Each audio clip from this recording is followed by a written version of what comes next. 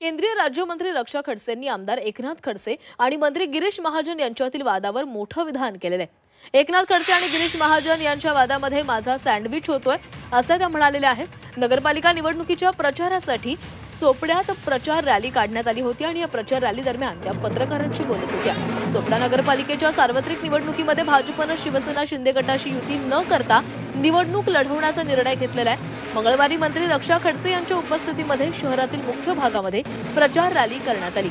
या प्रचार रॅली दरम्यान रक्षा खडसेंनी प्रसार माध्यमांच्या प्रतिनिधींशी संवाद साधला।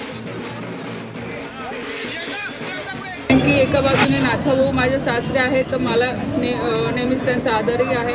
दुसरीकडे गिरीश काका आहे, आज ते माझे वडिलांसारखे आहे, मला मुलगी मानतात आणि आमचे पक्षाचे ते नेते आहेत तर ते पण मला तेवढेच जवळचे आहे।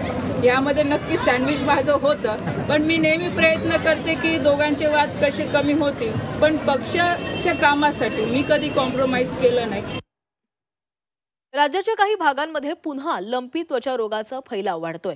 ऑगस्ट महिन्यानंतर लंपीचा प्रादुर्भाव कमी झाला होता, मात्र पुन्हा एकदा जनावरांना लंपीची लागण होत असल्याचं आढळून आलेलं आहे। पशुसंवर्धन विभागाच्या नोंदीनुसार राज्यामध्ये 29,000 जनावरांना लंपीची लागण झालेली आहे, तर 1,000हून अधिक जनावरांचा मृत्यू झालाय।